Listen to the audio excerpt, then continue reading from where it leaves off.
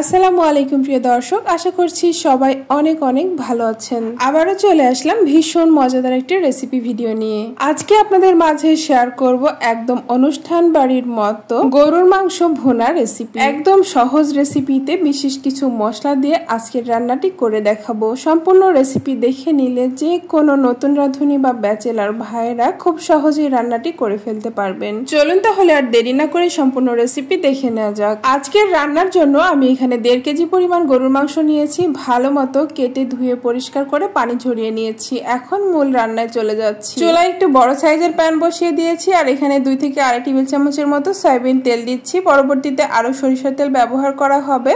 তো প্রথম পর্যায়ে অল্প করে দিয়ে এখানে 1 কাপের মতো কুচি করে নেওয়া পেঁয়াজ দিয়ে দিচ্ছি।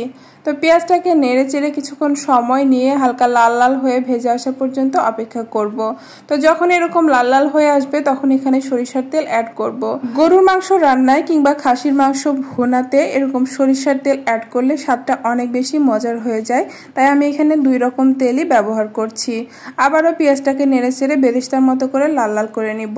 এতে করে কিন্তু তরকারি কালারটা অনেক সুন্দর হয় আর পানি দেওয়ার পরে মশলাটা বা পেঁয়াজটা গলে গিয়ে খুব সুন্দরভাবে পেস্টের মতো হয়ে যায়। তো আলাদাভাবে পেঁয়াজ বাটাও ব্যবহার করতে হয় না। এখানে গুঁড়া মশলা দিয়ে দিচ্ছি 1.5 চা চামচ করে লবণ, মরিচের গুঁড়া, হলুদের গুঁড়া, ধনিয়া গুঁড়া, জিরা গুঁড়া এবং আস্ত জিরা আর কিছু গরম মশলা 3-4 পিস করে করে দিয়ে দিয়েছি। তেজপাতা, এলাচ, দারুচিনি, গোলমরিচ এবং লবঙ্গ। গুঁড়া মশলাগুলো দেওয়ার পরে অল্প কয়েক সেকেন্ড একটু নেড়ে চেড়ে এখানে 1.5 চা চামচ করে আদা বাটা ও রসুন বাটা দিয়ে দিচ্ছি। গরুর মাংস রান্নায় আদা বাটা এবং রসুন বাটা সমান সমান অ্যাড করবেন, এতে করে স্বাদটা পরিপূর্ণতা পাবে। অল্প অল্প পানি দিয়ে এবার মশলাটা খুব ভালো মতো কষিয়ে নিব যতক্ষণ না আদা রসুন কাঁচা গন্ধটা চলে যাচ্ছে। আমি এখানে ফ্রোজেন আদা রসুন বাটা ব্যবহার করেছি, আপনি চাইলে ফ্রেশটা ব্যবহার করবেন, সেই ক্ষেত্রে আরো বেশি টেস্ট পাওয়া যাবে। এখন উপরে তেল ভেসে আসা পর্যন্ত খুব সুন্দর করে মশলাটাকে কষিয়ে নেব। আর যত ভালোভাবে এই মশলাটা এই জায়গায় কষাবেন ততই কিন্তু ভালো টেস্ট আসবে আপনার তরকারির। তো এই পর্যায়ে যখন উপরে তেল ভেসে উঠেছে এবং সবকিছু ভাজা ভাজা হয়ে গেছে তখন এখানে ধুয়ে পানি ঝরিয়ে নেওয়া গরুর মাংসগুলো দিয়ে দিচ্ছি। পানিগুলো খুব ভালো মতো চেপে ফেলে দিয়েছি, এতে করে প্রথম পর্যায়ে খুব কম পানি বের হবে। আর পানি কম বের হলে কিন্তু কষানোটাও তাড়াতাড়ি হয়ে যায় খুব সুন্দর করে। তো এই পর্যায়ে আমি নেড়েচেড়ে ঢাকা দিয়ে ফুল আঁচে 10 মিনিটের মতো রান্না করব, তারপরে ফিরে আসছি। গরুর মাংস কষানোর সময় অবশ্যই চুলার আঁচটা মিডিয়াম টু হাইতে রাখবেন, তা না হলে কিন্তু মাংসের স্বাদ ভালো হবে না। প্রথম দিকে অবশ্যই বেশি রাখতে হবে।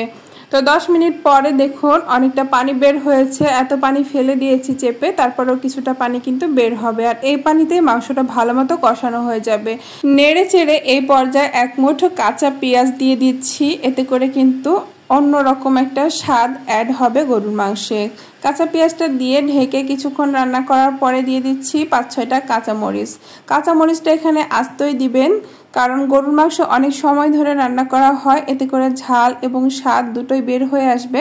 তবে যদি কাঁচামরিচ কেটে দেন সেই ক্ষেত্রে কিন্তু কাঁচামরিচের যে বীজ থাকে সেটা কিন্তু তরকারির সাথে মিশে যাওয়ার সম্ভাবনা থাকে। এই জন্য গরুর মাংস বা খাসির মাংস রান্নার ক্ষেত্রে গোটা কাঁচামরিচ দেওয়াই ভালো, তবে আপনি বাটা কাঁচামরিচটাও অ্যাড করতে পারেন এখানে।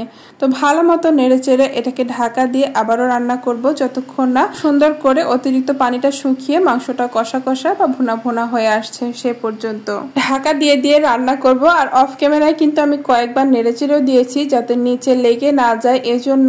তো এই পর্যায়ে ঢাকনাটা উঠিয়ে দেখিয়ে দিচ্ছি, দেখুন অতিরিক্ত কোনো পানি নেই, শুধু তেল মশলাটা দেখা যাচ্ছে। তো ঠিক এরকম ভাবে মাংসটা কষিয়ে নিতে হবে।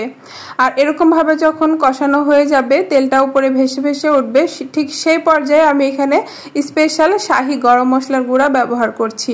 1.5 কেজি মাংসের জন্য 1.5 চা চামচ পরিমাণ শাহি গরম মশলার গুঁড়া দিতে হবে, অর্থাৎ 1 কেজিতে 1 চা চামচ করে। তো শাহি গরম মশলার গুঁড়া যাদের রেসিপি জানা নেই তারা ইউটিউবে সার্চ দিলে দেখে নিতে পারেন। আবার আমার চ্যানেলেও কুরবানির ঈদের মধ্যে আমি একটা রেসিপি শেয়ার করেছিলাম, সেটাও বের করে দেখে নিতে পারেন। আর এই শাহি গরম মশলার গুঁড়া যে কোনো বিয়ে বাড়ি বা অনুষ্ঠান বাড়িতে কিন্তু ব্যবহার করা হয়, আর এই জন্যই কিন্তু মাংসের স্বাদ অন্যরকম একটা মজা হয়। তো সেগুলো কিন্তু খেতেও ভালো লাগে। আর মাংস একটু বেশি পরিমাণে রান্না করলে বেশি টেস্ট হয়, অল্প রান্না করলে কিন্তু ততটাও টেস্ট হয় না। ভালো মতো মশলাটা নেড়ে চেড়ে মিশিয়ে নিয়ে ঢাকা দিয়ে দিয়ে আবারও রান্না করতে থাকবো এবং নিচে নেড়ে দিতে থাকবো। ঠিক আরেকটু কিছুক্ষণ কষিয়ে নেওয়ার পরে এখানে যথেষ্ট পরিমাণ পানি দিয়ে দিতে হবে, যাতে ভালো মতো সিদ্ধ হয় আর কিছুটা ঝোল থাকে সেই অনুযায়ী। আপনি যদি ঝোল রাখতে না চান সেই ক্ষেত্রে পানিটা কমিয়েও দিতে পারেন। তো আমি এখানে ফুটন্ত গরম পানি ব্যবহার করছি, এতে করে দ্রুত মাংসটা সিদ্ধ হয়ে যাবে। আর মাংসে গরম পানি ব্যবহার করলে স্বাদটাও কিন্তু বেশি হয়। ঠান্ডা পানি দিলে কিন্তু কালারটা অতটা সুন্দর হয় না। তাই কালার, স্বাদ এবং দ্রুত রান্না করতে চাইলে অবশ্যই ফুটন্ত গরম পানি ব্যবহার করবেন। পানিটা দেওয়ার পরে দেখুন কতটা সুন্দর একটা কালার দেখা যাচ্ছে। এটা আরো কিছুক্ষণ রান্না করলে কালারটা আরো সুন্দর হবে। তো ভালো মতো নেড়েচেড়ে মিশিয়ে এখানে ঢাকা দিয়ে দিচ্ছি। আর এভাবে করে ঢাকা দিয়ে দিয়ে নেড়ে নেড়ে রান্না করতে থাকবো যতক্ষণ না সম্পূর্ণ সিদ্ধ হচ্ছে। আমার এখানে 40 থেকে 45 মিনিটের মতো সময় লেগেছে মাংসগুলো সিদ্ধ হতে। তো যখন সবকিছু সিদ্ধ হয়ে আসবে তখন এখানে ভাজা জিরার গুঁড়া হাফ চা চামচ এবং ভাজা ধনিয়া গুঁড়া হাফ চা চামচ দিয়ে দিচ্ছি। এটা কিন্তু রান্নার শেষের দিকে অ্যাড করবেন। তো আপনি যত ভালো কালার আনতে চান এবং যত ভাজা ভাজা করতে চান এই পর্যায়ে আপনি পছন্দ মতো জাল করে নেবেন। তো দেখতেই পাচ্ছেন আমার রান্নাটা কিন্তু হয়ে গেছে আর কত সুন্দর একটা গ্রেভি হয়েছে, খেতে অসম্ভব মজার ছিল। অবশ্যই বাসায় ট্রাই করবেন, কেমন হয়েছে কমেন্টে জানাবেন। ভালো লাগলে একটি লাইক দিয়ে চ্যানেলটি সাবস্ক্রাইব করে পাশে থাকার অনুরোধ রইল। ধন্যবাদ সবাইকে, আল্লাহ হাফেজ।